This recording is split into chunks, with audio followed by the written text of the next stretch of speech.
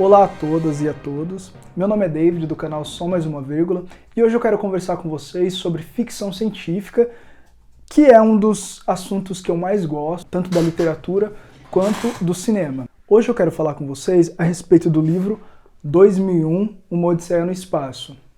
Eu acredito que todos vocês já ouviram alguma vez no decorrer aí da história a respeito tanto do filme quanto do livro, ambos criados em 1968, de uma forma bem diferente dos demais.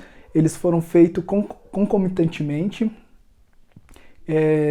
entre o Arthur C. Clarke, que é o escritor do livro, juntamente com um dos grandes cineastas, Stanley Kubrick, responsável por filmes, por grandes clássicos do cinema, como Laranja Mecânica, também um livro, inspirado em um livro, em uma obra literária. Esse livro, barra filme, ele trata de diversas etapas, na realidade. Ele não tem um storytelling, ele não tem uma forma de contar história ali com começo, meio e fim.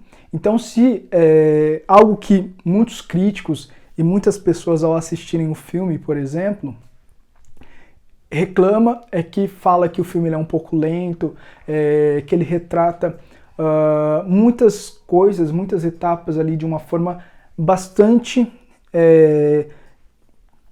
ele estende muito a história, porém isso, quando você lê o livro, você acaba entendendo melhor essa história, tá? O que trata a história? Basicamente, o livro 2001, Uma Odisseia no Espaço, tanto o livro quanto o filme, ele vai tratar especificamente da história humana. Óbvio, de uma forma ficcional, tanto que, quando você remete ali ao começo da obra, estamos ali falando mais ou menos de 3 milhões de anos atrás, onde havia ali o homem-macaco, enfim, eu vou falar homem-macaco porque realmente ali não retrata diferente da ciência, diferente do que antropologia, diferente do que todas as ciências já descobriram sobre o Homo sapiens, Homo erectus, Neandertal, enfim, todas as espécies de hominídeos. Esse livro ele vai retratar como se fosse apenas uma única espécie, né, que vamos colocar aqui o nome como homem-macaco, que vivia ali no interior da África, em diversos povoados, tendo ali a sua faixa etária, aproximadamente ali, sua faixa de vivência total da vida até os 30, 35 anos, até que acontece ali uma aparição de algo que eles denominam no filme, barra livro, como monolito, que é basicamente um retângulo muito grande, na cor preta, que ele aparece para as pessoas que estavam ali, né, para esses homens macacos, e esse monolito ele acaba mudando toda a forma do homem agir, o comportamento deles, um comportamento que antes ele era mais reativo, ou seja, ele esperava acontecer algo para que ele pudesse reagir com isso que aconteceu com ele. Essa forma dele acaba mudando. Então ele começa a agir primeiro. Então, como eles viviam, passavam por uma escassez hídrica, ou seja, uma falta de água há mais de 30 milhões de anos, ele começa a procurar formas de como viver, não somente sobreviver. Então ele cria ferramentas ali a partir de um osso, e ele acaba modificando toda a história.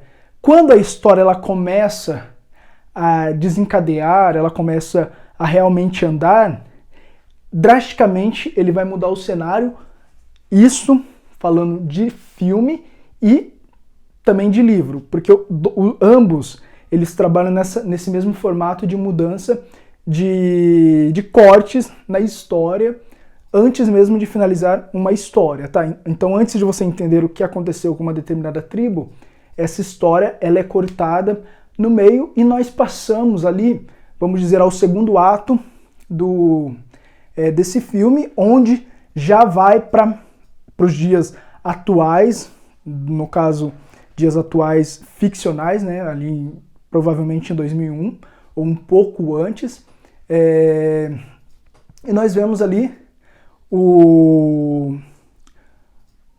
as pessoas, os astronautas, os astrônomos, enfim, todos na Lua. Então o homem saindo da pré-história e indo diretamente para a Lua.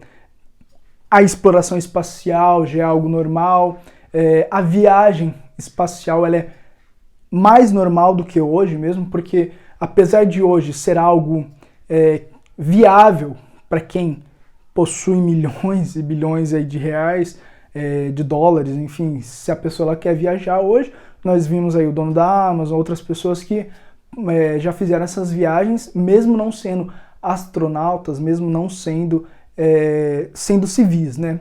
Então, para quem tem muita grana, hoje é algo viável. Então, as pessoas elas conseguem fazer essas viagens interestelares. Porém, na época, era algo meio que corriqueiro. Eu vou para a Lua. Então, a pessoa ela pegava ali uma nave e ela conseguia ir para a Lua. Então, nós temos ali um pesquisador que ele vai averiguar algo que aconteceu na Lua, que até mesmo o pessoal dos Estados Unidos eles estão tentando ali proteger ali isso daí do mundo, de vazar para o mundo, porque como o livro ele foi escrito dentro da Guerra Fria, no contexto da Guerra Fria, então há muito essa questão aí de nós e eles ainda, ali, essa questão aí de rivalidade, tá? Então, partimos ali diretamente para a Lua, e na Lua nós vimos que ali na Lua ele tem um monolito também, o mesmo que apareceu ali no período pré-história. Esse monolito também aparece na Lua, tá? Eles vão pesquisar, vão analisar, vão acontecer diversas histórias ali dentro da Lua, e novamente há um corte abrupto, da mesma forma como houve ali no primeiro ato, há novamente esse corte, e nós passamos para dentro de uma nave espacial chamada Discovery. Todo o enredo vai começar a se fechar nessa etapa da Discovery. A Discovery ela é tripulada por cientistas, né, astrônomos que estão ali dentro. Alguns estão ali entre sono suspenso, né, que é aqueles, porque como eles estão a caminho de Júpiter para fazer uma exploração espacial em uma das luas ali, enfim, eles, basicamente, a nave ela é composta, né, a nave Discovery ela é composta por humanos, uma tripulação de humanos, e ela também é composta por um robô super inteligente. Por que eu digo super inteligente? Porque realmente esse robô ele consegue perceber os sentimentos e perceber as ações das pessoas, e ele tem uma inteligência artificial por detrás dele que foi embutida, né? Ele tem uma programação que foi embutida falando, olha, você tem que cumprir essa missão. Então foi dada uma missão para ele que somente ele sabia, e ele tinha que cumprir essa missão independente do que ocorresse. E devido a isso acontece uma tragédia, né? Acontece tragédias ali dentro da Discovery, e como a programação dele estava pronta para cumprir essa missão independente do que ocorresse, ele cumpre essa missão. Novamente, ao último salto temporal, um dos tripulantes que estava dentro da Discovery, ele é enviado para uma outra dimensão através ali de um buraco de minhoca.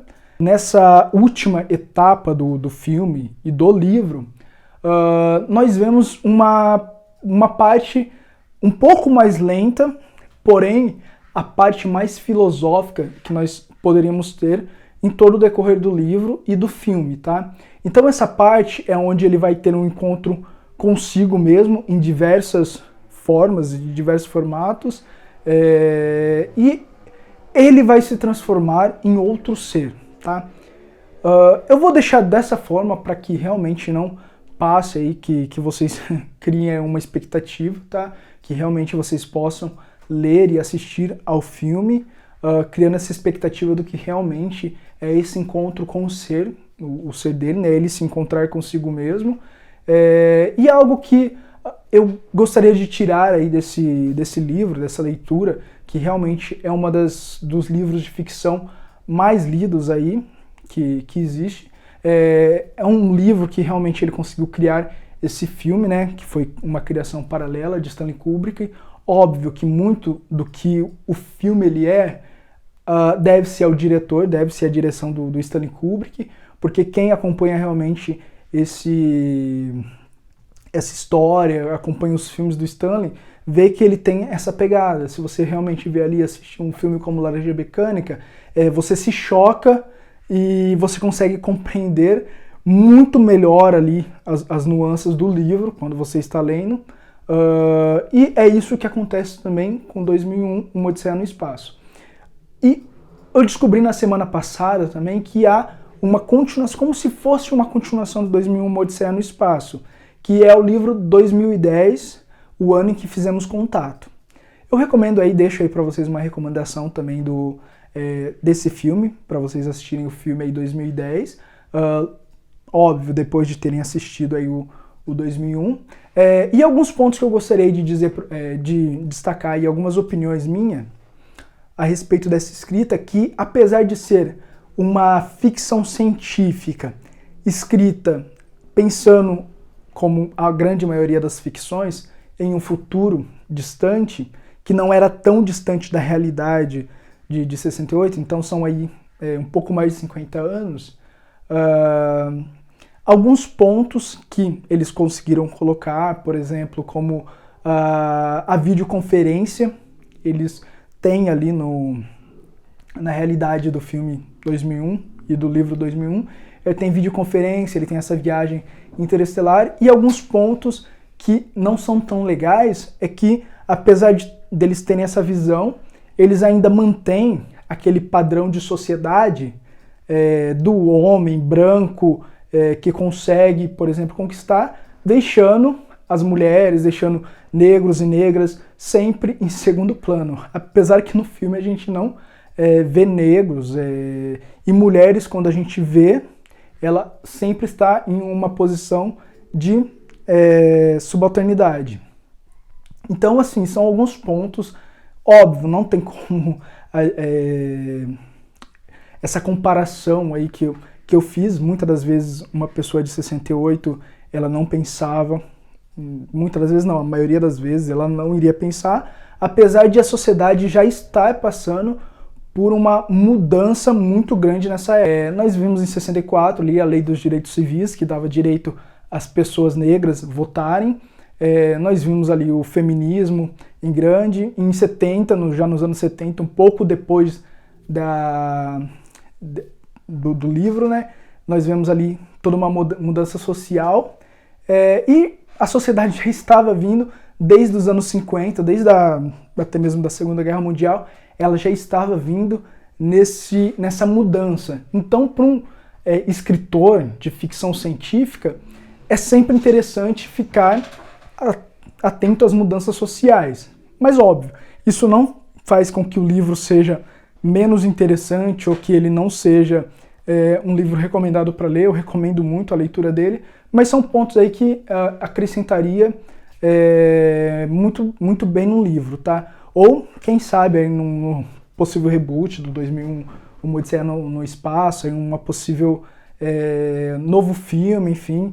Apesar que eu gosto muito daquela versão, então eu não sei como ficaria um novo filme, mas é isso, tá? Então por hoje é só. Esse daí é o que eu tenho para dizer um pouquinho do livro, aí, do que eu entendi. E um detalhe também, que eu esqueci de colocar lá no começo, então o livro ele foi lançado 1 ano antes do primeiro homem pisar na Lua. Então isso daí é algo que causou realmente o lançamento desse livro, ele causou um grande burburinho aí em toda a sociedade, tá? Então é isso, pessoal. Inscreva-se no canal, curta a página, compartilha. Nós estaremos aí agora todo domingo fazendo gravações de vídeo, independente se for para eu vir aqui somente dizer um oi para vocês e falar sobre algo que eu estou lendo, algo que eu estou escrevendo, ou um filme que eu esteja assistindo, porque eu também quero trazer algo mais audiovisual para vocês. E é isso. Até mais. Tchau, tchau.